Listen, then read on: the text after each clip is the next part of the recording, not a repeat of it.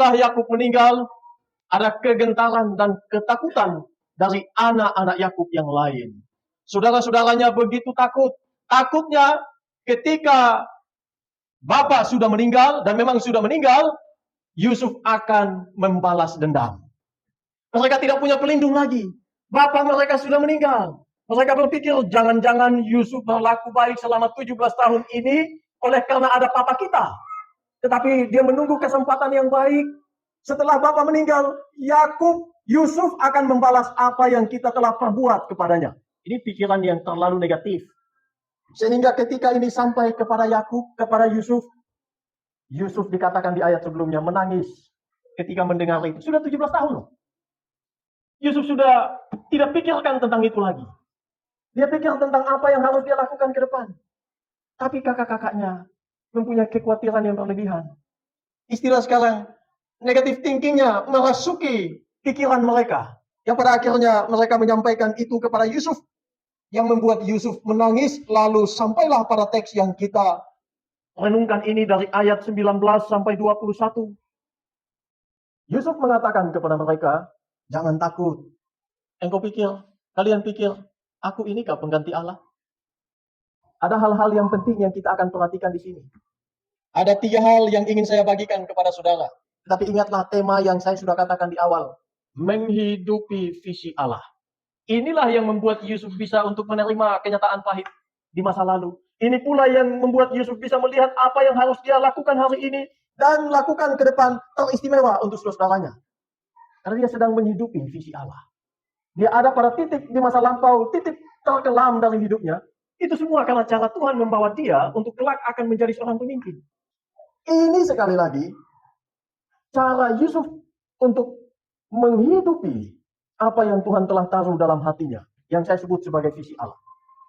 3 hal yang ingin saya bagikan. Yang pertama, di dalam menghidupi visi Allah harus memahami rancangannya. Di poin pertama, memahami rancangan Allah. Ada di ayat yang ke-20 dikatakan, kamu telah mereka-reka yang jahat terhadap aku. Tetapi Allah mereka-reka itu untuk kebaikan, yaitu untuk memelihara hidup suatu bangsa yang besar. Dipakai kata kasat. Secara literal kata ini diterjemahkan ke dalam bahasa kita sebagai merancangkan, merencanakan. Jadi ada satu inisiasi yang kemudian dibentuk dalam strategi tertentu atau rancangan tertentu yang kemudian nanti eksekusinya seperti apa. Dan itu sudah terjadi puluhan tahun yang lalu dalam kehidupan Yusuf. Dari perspektif kakak-kakak Yusuf dan juga dari pandangan Yusuf secara horizontal apa yang dilakukan oleh kakak-kakaknya itu adalah rancangan jahat dari kakak-kakaknya. Mereka tidak berpikir bahwa kelak Yusuf akan menjadi seorang pemimpin melalui cara itu. Yang mereka pikir bagaimana menyingkirkan Yusuf supaya tidak menjadi pemicu daripada iri hati dan kebencian di dalam rumah tangga mereka, istimewa di dalam keluarga papa mereka yaitu Yakub. Itu konteks awal. Dan memang betul seperti yang dikatakan oleh Yusuf bahwa itu adalah bagian dari rekaan atau rancangan yang jahat daripada kakak-kakaknya. Tidak bisa dipungkiri. Tetapi saudara perhatikan dari kacamata lain. Faktanya memang begitu. Waktu kakak-kakak daripada Yusuf melakukan itu, dengan penuh kesadaran. Mereka tidak sedang mabuk. Mereka tidak sedang tanpa sadar. Mereka sungguh-sungguh sadar melakukan perbuatan jahat kepada Yusuf. Tetapi dari sisi lain, saudara perhatikan. Ternyata itu bagian dari cara Tuhan merancang bagaimana Yusuf kelak akan menjadi seorang pemimpin. Akan menjadi seorang penguasa di Mesir. Maka dari ayat-ayat itu kita bisa memperhatikan ada rancangan manusia. Lalu versus rancangan Allah. Yang mana yang terjadi? Awalnya kelihatannya dua-dua. Atau sebenarnya lebih condong kepada rancangan manusia yang jadi kenyataan. Tetapi endingnya rancangan Tuhan yang menjadi klimaks perwujudan daripada kehidupan Yusuf. Jadi antara rancangan manusia melawan rancangan Allah atau sebaliknya, tetaplah rancangan Tuhan yang pada akhirnya muncul sebagai pemenang. Saudara yang dikasihi oleh Tuhan, waktu diperhadapkan dengan persoalan ini, Yusuf juga tidak mengerti di awal. Mungkin kita juga mengalami hal yang sama. Waktu kita ada di titik terendah, tapi pastikan itu bagian dari rancangan Tuhan. Kita berpikir bahwa semua sudah selesai. Kita menemukan jalan buntu. Kita berpikir hidup ini kok begitu sulit, begitu berat bagi kita. Yusuf pernah melewati itu. Dan waktu ada di titik itu, kalau tidak mengerti kehendak Tuhan, kalau tidak menghidupi visi Allah di dalam hidup, siapa yang bisa bertahan? Siapa yang bisa melewati masa-masa yang sulit? Orang yang tidak bisa melewati ini, dia akan pilih jalan pintas. Untuk apa lagi aku hidup? Tetapi Yusuf tidak demikian. Di dalam kesulitan yang begitu hebat dialaminya, derita yang begitu dalam, bukan hanya fisik, tapi juga batin. Dia memilih untuk tetap melewati hidup itu. Memilih untuk belajar, memilih untuk tetap kuat, memilih untuk tetap berserah kepada Allah. Itu pembedanya. Pada akhirnya, selama 13 tahun, Tuhan mengangkat dia. Selama berpuluh tahun, saudara-saudaranya menunjukkan kegentaran sekali lagi kepada Yusuf. Mereka betul-betul hormat kepadanya. Bahkan lebih daripada itu, mereka betul-betul takut kepada Yusuf. Saudara perhatikan antara rancangan manusia dan rancangan Allah. Kalau kita hari ini ada dalam rancangannya, sekalipun menderita, tetap lewati. Sekalipun ada banyak kesulitan, pastikan kita sedang menghidupi visi Allah. Dan itu yang terjadi pada Yusuf. Dan visi Allah yang diberi kepadanya. Pertama sudah disinggung oleh Yusuf di dalam pasal yang ke-45, di ayat yang kelima. Di situ dia katakan, untuk memelihara kehidupanlah Allah menyuruh aku mendahului kamu ke Mesir. Untuk pelihara kehidupan. Itu visi. Itu yang ada terpatri dalam hati daripada Yusuf. Lalu mengulang lagi di dalam ayat yang ke-20 tadi. Yusuf sekali lagi ulangi itu. Memelihara hidup suatu bangsa yang besar. Untuk inilah Allah telah menyuruh saya untuk mendahului kamu datang ke Mesir. Sekali lagi, itu yang disebut sebagai visi. Visi ini terus membakar hati daripada Yusuf. Bahkan waktu dia masih muda belia. Waktu ini terjadi, dia sudah berusia 56 tahun. Dia mendapat visi itu puluhan tahun yang lalu. Tapi tidak pernah menggeser daripada posisi dan jalan kehidupan dan alur pemikiran daripada Yusuf tentang visi yang Tuhan beri kepadanya. Untuk pelihara satu kehidupan yang besar, aku ada melewati semua itu. Lalu kita bagaimana memandang hal hidup kita dari perspektif dan kacamata Tuhan? Kalau visi Yusuf adalah untuk pelihara seisi rumah papanya, dan juga untuk pelihara satu bangsa yang besar di Mesir, bahkan yang tidak kenal Tuhan. Nah, sudah perhatikan, misi ilahi. Visi beda dengan misi. Visi adalah goal atau bayangan yang harus terjadi ke depan, yang ingin dicapai ke depan. Masih jauh, itu bicara visi. Bukan hari ini terjadi. Kejadian ini, peristiwa penggenapan daripada apa yang dimimpikan oleh Yusuf yang saya sebut sebagai visi itu, baru terjadi 13 tahun kemudian. Setelah Yusuf mengalami berbagai derita, berbagai tempaan. 13 tahun. Tapi dia sudah mendapatkan visi itu bertahun-tahun sebelumnya. Jadi saudara, visi tidak sedang bicara sesuatu yang harus terjadi secara instan. Hari ini kita bermimpi, lalu hari ini maunya langsung jadi. Atau besok langsung jadi. Visi itu bicara jangka panjang. Bukan sesuatu yang pendek. Dan di dalam mencapai visi yang Tuhan beri kepada Yusuf, dia harus melewati sekolah kehidupan. Dia tidak sekolah di dalam kelas, tapi sekolahnya langsung di dalam kehidupan setiap hari. Dia harus melewati tempaan demi tempaan. Asahan demi asahan. Bentukan demi bentukan. Dan itu tidak mudah. Tidak nyaman. Itu menyakitkan. Itu menyedihkan. Tetapi itu cara Tuhan untuk mempoles, membentuk, mempertajam Yusuf. Kelak orang ini akan menjadi seorang pemimpin. Itu cara Tuhan untuk menggenapi visi yang Tuhan beri kepadanya. Tetapi di dalam semua ini, seperti saya katakan tadi di poin pertama ini, dia memahami rancangan Allah baginya. Dia tahu, walaupun dia sedang mengalami banyak kesulitan, ini dari bagaimana cara Tuhan membentuk dan memproses kehidupan dia menjadi sosok yang tahan uji, yang kelak bisa memimpin. Jadi poin pertama, dari bagaimana kita harus menghidupi visi Allah dalam kehidupan ini. Pahamilah rancangan Tuhan. Pahamilah rencana Tuhan. Banyak kali rencana Tuhan bagaikan bumi dan langit dengan rencana kita. Kita pengennya yang mulus aja. Kita pengen visi kita dari sini. Lalu jalannya, tanjak terus, gak ada likuk-likuk, gak ada naik turun. Maunya lurus saja. Maunya yang enak saja. Tapi dalam perjalanan realnya, tidak begitu. Tuhan membawa kita dengan lika-liku kehidupan. Sampai pada akhirnya, sampailah kita pada visi daripada Tuhan yang Tuhan beri kepada kita. Tapi sekali lagi, saudara, ingatlah, mengertilah bahwa rencana Tuhan beda dengan kita. Dan harus pahami rancangannya. Itu yang pertama. Lalu yang kedua, berkaitan dengan menghidupi visi Allah ini, adalah hati yang mampu mengampuni. Ayat-ayat yang sudah saya bacakan kepada saudara adalah gambaran dari Yusuf yang sudah mengampuni saudaranya. Tidak ada kepahitan. Dia tidak mungkin lupa akan apa yang terjadi puluhan tahun yang lalu. Tetapi tidak menyakitinya. Selalu, waktu kalau dia kenang, itu ada di sini. Karena Tuhan tidak menghapus itu dari pikirannya. Tetapi itu tidak membuat dia membalas dendam. Tidak membuat dia kepahitan ketika melihat saudara-saudaranya. Tidak membuat dia untuk melakukan yang tidak-tidak kepada mereka yang sudah menyakitinya. Ini makna dari pengampunan. Ingat, tapi tak membalas.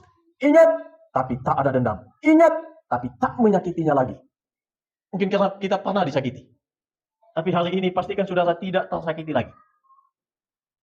Memori kita tak mungkin bisa melupakan itu. Tapi itu cara Tuhan, supaya kita mengingat bagaimana Tuhan memulihkan kita dari situasi dan kondisi yang menyakitkan itu.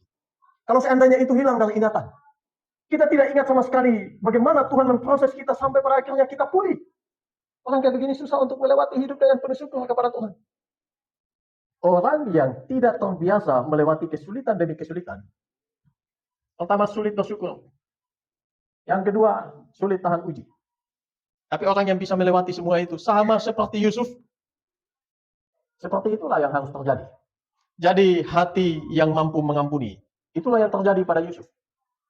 Saudara perhatikan tangisannya di ayat sebelum ayat 18. Itu bukan tangisan penyesalan. Bukan tangisan kemarahan, kebencian. Itu tangisan, mengapa kok saudara-saudaraku masih ingat itu? Saya aja yang mengalami kok sudah lupa. Mereka masih ingat. Maka di ayat yang ke-19 Yusuf mengatakan, janganlah takut. Sebab aku inikah pengganti Allah? Bisakah aku menggantikan Allah? Jadi itu yang ingin disampaikan sebenarnya kepada kita. Bisakah Yusuf mengganti posisi Allah menjadi hakim untuk membalas saudara-saudaranya? Tak mungkin. Dan Yusuf memahami akan hal ini dengan baik. Pembalasan bukan hak saya. Itu haknya yang maha kuasa. Kalau dia mau balas, terserah. Tidak, pujilah Tuhan. Urusan saya, bagian saya, beri pengampunan. Bagian saya, melakukan yang terbaik kepada saudara saya. Karena itu cara Tuhan membawa saya pada titik ini. Mungkin kita mengalami hal-hal yang begitu dalam hidup. Tapi bisa jadi itulah bagian dari proses Tuhan bagi kita. Untuk menguatkan kita tentunya. Untuk membawa kita sebagai pribadi yang makin kokoh, makin teguh. Bukan hanya kepada Tuhan. Bukan hanya di dalam Tuhan. Tetapi juga di dalam menghadapi setiap kesulitan demi kesulitan yang kita lewati. Dan Yusuf sekali lagi membuktikan itu kepada kita. Itu sebab dia katakan di dalam bahasa Inggris dikatakan begini, am I in the place of God? Akukah yang berada di tempat Allah? Ini maksudnya sebenarnya, hakimkah aku? Akukah pengganti Allah yang menjadi hakim atas kamu? Tapi tidak begitu. Yusuf sampaikan itu kepada mereka supaya mereka sadar bahwa Yusuf tidak ada dendam, tidak ada kepahitan dengan itu. Yusuf aja udah lupa. Tapi kok kamu tidak lupa? Tapi memang begitulah kehidupan. Kadang kalau kita berlaku salah kepada seseorang, kita berdosa kepada seseorang, lalu kemudian kita bertobat. Banyak kali Tuhan pakai pengalaman itu untuk terus menegur kita. Tapi bahkan kadang dipakai oleh iblis untuk mendakwa kita yang pada akhirnya kita tidak bisa move on. Hati-hati, itu dua hal yang beda-beda tipis. Tapi pastikan, kalau kita pernah mempunyai pengalaman begitu, cukup sebagai pengingat supaya kelak kita tidak jatuh di lubang yang sama. Keledai ketika jatuh di satu lubang tertentu, dia tidak mungkin jatuh di lubang itu yang kedua kali. Tapi manusia anehnya, dengan segala hikmat dan pengetahuan yang dia punya, dengan segala akal budi dan hati yang dia punya, dia bisa berkali-kali, sudah perhatikan, berkali-kali jatuh di lubang, di lumpur, di dosa yang sama. Itu manusia. Tapi Tuhan tidak begitu. Tuhan mau ajar kepada kita supaya kita bisa keluar dari sana. Bahkan saudara perhatikan, di ayat yang ke-21, malah Yusuf menghibur mereka. Malah Yusuf akan mewujudkan pemeliharaannya kepada mereka. Dari ayat-ayat yang juga kita baca ini, alih-alih membalas, Yusuf memberikan penghiburan dan menjamin penghidupan mereka. Bahkan anak-anak mereka dijamin oleh Yusuf. Itu saudara, hanya orang yang punya hati, yang punya jiwa yang besar, yang bisa melakukan demikian. Benar. Kalau orang jiwanya kecil, ketika dapat kekuatan kuasa seperti Yusuf, balas. Tapi Yusuf tidak. Begitu sakit waktu dia lewati. Tapi ketika dia sudah mempunyai kesempatan untuk membalas, justru dia berbalik, menghibur, dan pelihara orang yang sudah pernah sakiti dia. Wah, itu satu pelajaran kehidupan yang begitu dalam untuk kita pelajari. Banyak hal yang kita pelajari daripada sosok Yusuf. Nah, kalau mau khotbahkan tentang Yusuf, kita butuh waktu berminggu-minggu. Tapi karena kita harus mengejar sampai kitab Wahyu, saya pikir ini adalah khotbah terakhir tentang Yusuf. Tapi saudara, pastikan mendapatkan pembelajaran penting untuk perjalanan iman kita ke depan. Jadi poin daripada yang kedua ini, penderitaan bisa dipakai oleh Tuhan untuk penuhi genapi visinya di dalam kita. Jangan anti dengan itu. Yang pertama tadi saya sudah katakan, pahami rancangan Allah jikalau ingin hidupi visinya. Yang kedua, harus punya hati yang bersih, yang murni, yang suci, yang mampu untuk mengampuni. Alih-alih membalas, bahkan memberikan penghiburan, bahkan menjamin penghidupan daripada mereka yang pernah menusuknya. Poin yang kedua. Poin yang ketiga, menjadi berkat bagi banyak orang. Ada di ayat yang ke-21. Saudara, dari ayat-ayat yang kita renungkan ini, kita dapat memetik satu kesimpulan nyata daripada Yusuf berkaitan dengan timeline kehidupan dia. Dia mengerti bahwa perjalanan kehidupan ini tidak ada yang kebetulan. Ini adalah bagian dari misi Allah mempersiapkan dia untuk menggenapi visi yang Tuhan telah beri kepadanya. Semua siklus kehidupan yang dilewati oleh Yusuf, itu penuh makna baginya. Dia perlu melewati rasa sakit, supaya dia bisa memberikan pemulihan kepada mereka yang tersakiti. Dia perlu merasakan penolakan, supaya dia bisa merangkul mereka yang tertolak. Dia perlu mengalami berbagai-bagai penderitaan dan kesulitan, supaya kelak waktu dia jadi pemimpin, tidak jadi menjadi pemimpin asal-asalan. Dia bisa menyelami hati dan pemikiran daripada mereka yang dipimpinnya. Lebih daripada itu, di poin yang ketiga ini, menunjukkan kepada kita bahwa dia menjadi berkat.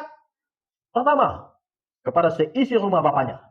Bahkan tadi saya sudah katakan, bahkan dia menjadi berkat bagi mereka yang membenci dia sebelumnya. Mereka yang menjual bahkan ingin membunuh dia sebelumnya. Dia jadi berkat bagi orang demikian. Tapi skupnya sekarang bukan hanya bagi orang yang membenci dia. Bukan hanya dalam lingkaran papanya. Skupnya lebih luas lagi. Dia bahkan menjadi berkat bagi orang yang tidak kenal Tuhan. Yang tidak memanggil, yang tidak berseru kepada Tuhan. Dia jadi berkat bagi mereka. Tanpa Yusuf, mau jadi apa orang Mesir itu? Pasti mereka akan banyak yang mati kelaparan. Juga seisi rumah daripada Yakub, kemungkinan banyak yang akan mati. Mati kelaparan. Karena kelaparan terjadi 7 tahun. Saudara, lapar 7 tahun itu tak mudah. Melewati masa kelaparan itu bukan hal yang gampang untuk dilewati. 7 tahun masa kelaparan. Kalau bukan karena Yusuf, banyak yang bergelimpangan di jalan-jalan sebagai mayat-mayat yang sudah mati. Tapi Tuhan pakai Yusuf. Sudah perhatikan. Yusuf bahkan bisa menjadi berkat di tanah asing bagi orang yang tidak kenal Tuhan, bahkan bagi orang yang tidak kenal dia. Dia jadi berkat bukan hanya skup dia, tapi skup yang lebih luas lagi. Ini yang berkaitan dengan bagaimana kita harus menjadi berkat bagi banyak orang. Seperti saya sudah katakan sebelumnya, bahkan luka batin dipakai Tuhan kelak untuk bisa pulihkan orang lain. Jadi 3 hal ini, saudara, bagaimana kita harus menghidupi visi Allah dalam hidup kita masing-masing. Yang pertama, ingatlah, pahamilah rancangan Tuhan di hidup saudara. Mungkin hari ini sedang menangis. Hari ini batin saudara sedang menjerit. Tapi ingat, itu tidak sia-sia kalau ada dalam tangan Tuhan. Saya punya satu kalimat penting untuk saudara perhatikan. Air mata daripada Yusuf. Sakit yang begitu menusuk hati Yusuf. Di begitu rupa dibentuk, diperas, lalu kemudian dipoles menjadi permata kehidupan yang dimiliki oleh Yusuf. Air mata Yusuf tidak sia-sia. Luka batinnya tidak sia-sia.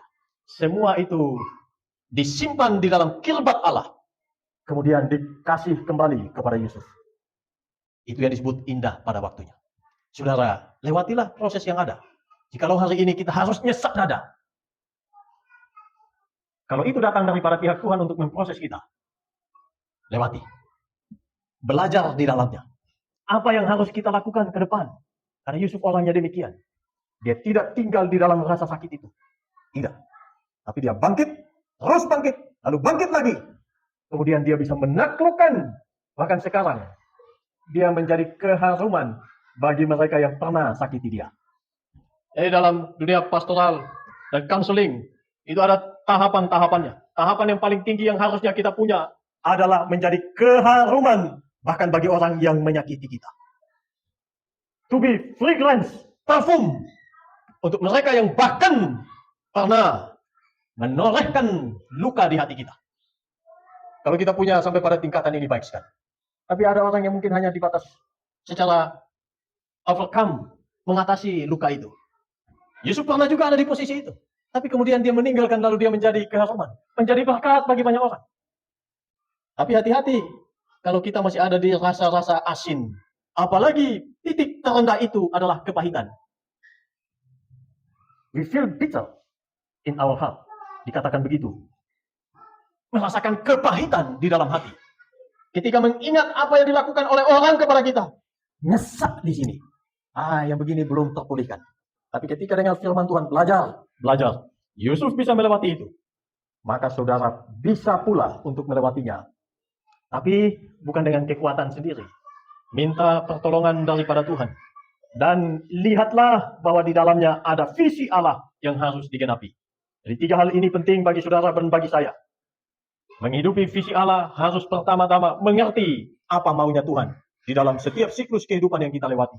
Yang kedua, jikalau kita mungkin ada dalam situasi yang sulit, milikilah hati yang mampu mengampuni dan move on daripada situ. Dan yang ketiga, tidak ada misi, tidak ada visi daripada Allah yang klimaksnya tidak menjadi berkat. Visi daripada Allah selalu endingnya menjadi berkat bagi banyak orang. Ini penting bagi kita. Maka firman Tuhan katakan, secara inti dikatakan, God bless us to be blessed. Tuhan memberkati kita supaya kita menjadi berkat. Harus yang seperti ini yang kita harus hidupi dalam hidup. Saudara yang dikasihi oleh Tuhan. Manusia merencanakan, bahkan kadang rencana itu datang kepada kita untuk menyakiti kita. Tapi Tuhan merencanakan itu, merancangkan itu untuk kebaikan, untuk masa depan kita. Yakinlah, kalau saudara sedang berjalan dalam Tuhan, Tuhan pasti tolong. Dan klimaks daripada semua ini, saya mau membawa saudara untuk mengerti dan merasakan bagaimana Kristus Tuhan kita mendapatkan rancangan daripada manusia, disalibkan di kayu salib. Itu kan direncanakan oleh manusia. Tujuannya bukan untuk menyelamatkan manusia. Tujuan mereka menyalibkan Tuhan di kayu salib untuk menggagalkan pengajaran dan karya penebusan dan keselamatan di kayu salib. Mereka tidak pernah berpikir bahwa dari situ justru Tuhan membalikkan keadaan untuk memberkati, untuk menyelamatkan jiwa-jiwa yang terhilang. Manusia merancangkan penyaliban, tetapi Tuhan memakai penyaliban itu untuk karya keselamatan. Itulah sebabnya kita ada di dalam ruangan ini. Karena versus rencana manusia dan rencana Allah. Tapi rencana Tuhan yang menang di kayu salib. Dari kayu salib itulah ada harapan, ada kehidupan bagi kita. Di akhir daripada khotbah saya ini, saya mau mempertajam lagi apa itu visi Allah. Singkatnya, visi Allah itu adalah tulisan tangan Allah di dalam hati kita masing-masing. Yang terpatri begitu dalam sehingga kita tak mungkin melupakan bahkan sampai mati. Kadang orang tidak mengerti tulisan tangan Tuhan itu. Itu sebab saudara-saudara daripada Yusuf, ketika Yusuf menceritakan tulisan tangan Allah itu, mereka benci, mereka iri kepadanya. Itu sebab ketika saudara menyampaikan visi saudara, mungkin ada yang tertawakan, ada yang anggap enteng, ada yang meremehkan semua itu. Tidak apa-apa. Karena untuk menggenapinya butuh waktu. Tidak mungkin jadi dalam satu malam. Tetapi tetaplah hidupi visi Allah. Dan ingatlah 3 hal tadi. Pahami, rancangan Allah. Miliki hati yang kokoh, yang kuat, yang mampu untuk bahkan mengampuni. Lalu yang ketiga, di dalamnya jadilah berkat. Makin banyak, makin bagus. Tapi pertanyaannya, sebelum kita pulang, apa visi Allah yang Tuhan tulis dalam hati saudara? Saya sudah menjelaskan panjang lebar tentang bagaimana menghidupi visi Allah. Pertanyaan supaya kita pulang dengan berefleksi, lalu wujudkan dalam hidup. Apa tulisan tangan Tuhan di dalam hati saudara yang harus saudara hidupi setiap hari? Karena percuma setelah dengan firman Tuhan, tapi kita tidak bisa mendefinisikan dan memastikan bahwa ada tulisan Tuhan di dalam hati. Pastikan, saudara pulang dari sini menemukan ada tulisan tangan Tuhan. Ada visi Allah di dalam hati saudara untuk saudara harus genapi dan hidupi di dalam hidup setiap hari. Tuhan berkati.